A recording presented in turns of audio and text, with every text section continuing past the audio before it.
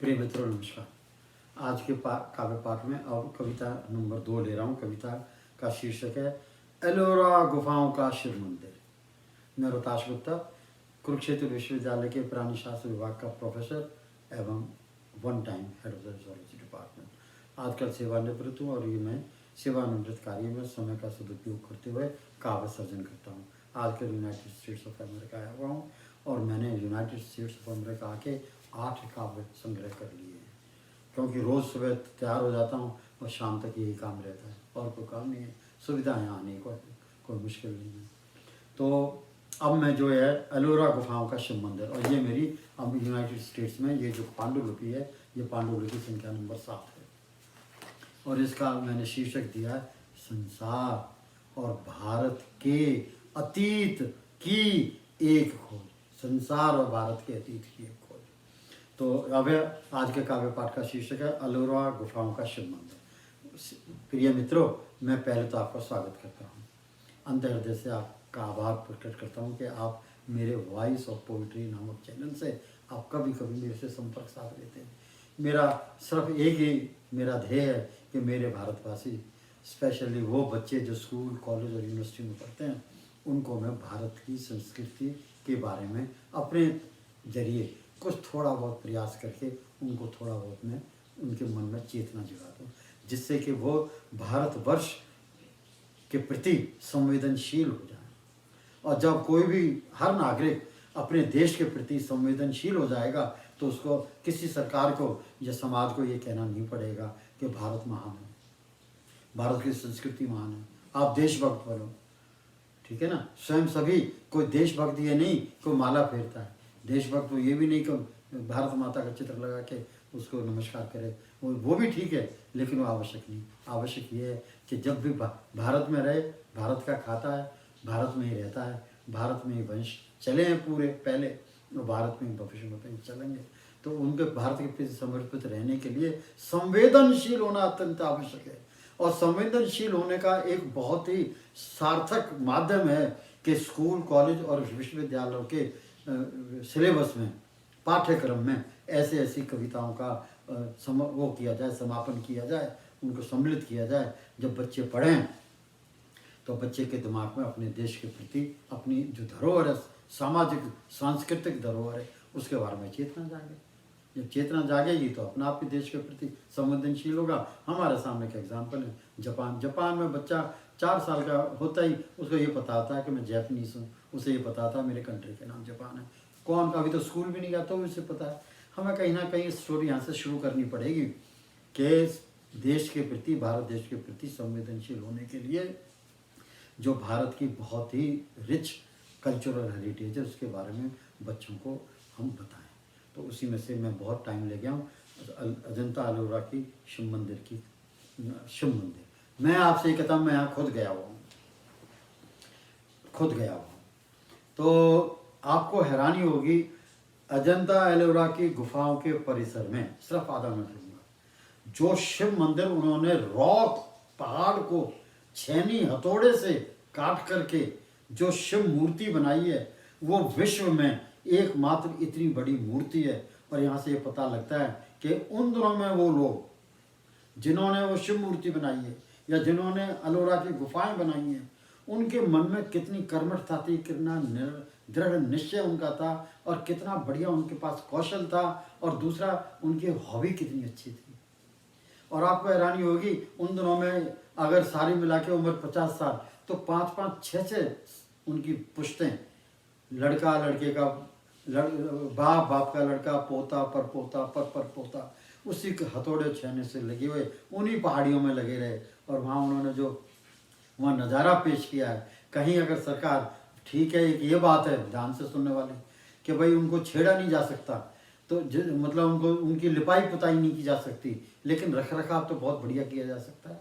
और उनके जो पहाड़ियों के पीछे बोगनविलिया के ही वो लगा दें, पौधे लगा दें, बोगनविलिया के पौधे लगाएंगे तो उन गुफाओं के 10 किलोमीटर पीछे वो बोगनविलिया जब वो लताएं चढ़ेंगी तो रंग बिरंगी दिखाई देंगी।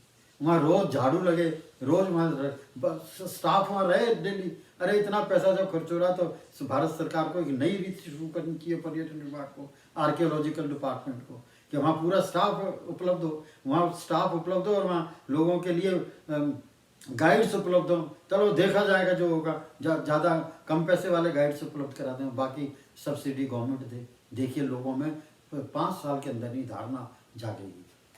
अब देखिए पहला एपिसोड नंबर 1, मैं हर एपिसोड में 10 स्टैंजा पढ़ूंगा। वह शिव मंदिर परिसर, वह शिव मंदिर परिसर जो एलोरा की गुफाओं के बीच स्थित है। वह शिव मंदिर परिसर जो एलोरा की गुफाओं के बीच स्थित है, वह एक विश्व भर में अपनी विशेषताओं के परिदृश्य में एक विस्मयपूर्ण भारत की पुरातनतम उत्तम कला कौशल का जीवन उच्च कौशल का जीवंत प्रमाण है। दूसरा, 5वीं से 6वीं ईसा पूर्व काल की 5वीं से 6वीं ईसा पूर्व काल की तत्कालीन चट्टान तराशने की कला में निपुण शिल्पियों के कठोर परिश्रम, दूरदर्शिता, उत्कृष्ट कौशल व श्रेष्ठतम भवन निर्माण कला का परिचायक है। यह अलोरा गुफाओं परिसर स्थित अद्भुत कैलाश शिवाला, यह एलोरा गुफाओं परिसर स्थित अद्भुत कैलाश शिवाला वस्तुतः एलोरा की 100 गुफाओं के परिसमूह में ओपन गुफा संख्या 16 का अत्यंत चकित कर देने वाला कमाल है। तत्कालीन चट्टान को छेनी हथौड़े से कुतर कुतर कर मंदिर बनाने का एक समृद्ध कला कौशल का फरमान है। 5वां, महाराष्ट्र प्रदेश के औरंगाबाद शहर से मात्र 30 किलोमीटर की दूरी पर स्थित है यह एलोरा गुफाएं और एलोरा गुफाओं में मौजूद एलोरा शिव मंदिर और औरंगाबाद शहर भारत के मुख्य रेल मार्ग, सड़क मार्ग, हवाई मार्ग से जुड़ा हुआ है। सुनिश्चित है वह सुनियोजित ढंग से भारत के दिल्ली, बम्बई, कलकत्ता और मद्रास से बहुत अच्छी तरह से वेल कनेक्टेड है। 6वां, यह कैलाश मंदिर की निर्माण कला। अजंता एलोरा की गुफाओं परिसर में इस कैलाश मंदिर की निर्माण कला अत्यंत स्तब्ध करने वाली शैली है। यह ईंट, पत्थर, सीमेंट, चूने, गारे से नहीं बना है, बल्कि एक विशालकाय पर्वत से चट्टान को छेनी हथौड़े से छील कर बना है। 7वां, इस कैलाश मंदिर निर्माण शैली। इस एलोरा गुफाओं के परिसर में स्थित इस कैलाश मंदिर निर्माण शैली के अनेकों भौचक्के कर देने वाले रहस्य हैं। जैसे कि सबसे पहला हथौड़ा जो छेनी पर पड़ा होगा वह पर्वत के शिखरतम बिंदु पर पड़ा होगा, यानी चट्टान तराशने का कार्य ऊपर से शनशने नीचे की ओर हुआ होगा, ऊपर से लेकर नीचे तक हुआ होगा।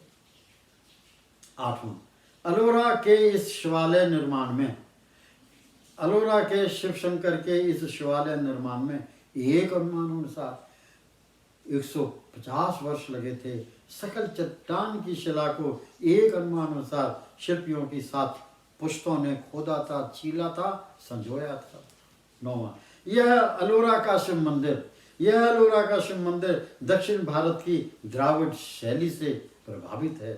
अंदर से तकरीबन 150 फुट लंबा व 100 फुट चौड़ा है। मुख्य मंडप तक सीढ़ियां जाती हैं और मंडप 25 फुट ऊंचा है। पहले एपिसोड का अंतिम, प्रवेश द्वार से अंदर जाते ही दोनों ओर सुसज्जित पिलर्स, खंभों की पंक्तियां हैं। प्रवेश द्वार से अंदर, इस शिवालय में प्रवेश द्वार से अंदर जाते ही अजंता एलोरा स्थित इस शिवालय में प्रवेश द्वार से अंदर जाते ही दोनों ओर सुसज्जित पिलर्स, खंभों की पंक्तियां हैं। चाहे चट्टान को हथौड़े छेनी से कुतर कर बनाया गया है, फिर भी प्राय भवनों की भांति छत है, दीवारें हैं, भव्य भवनमा वह यह शिवालय है। कमाल है। पहला एपिसोड समाप्त। आपने मेरे को सुना, आपका कोट कोट पर धन्यवाद।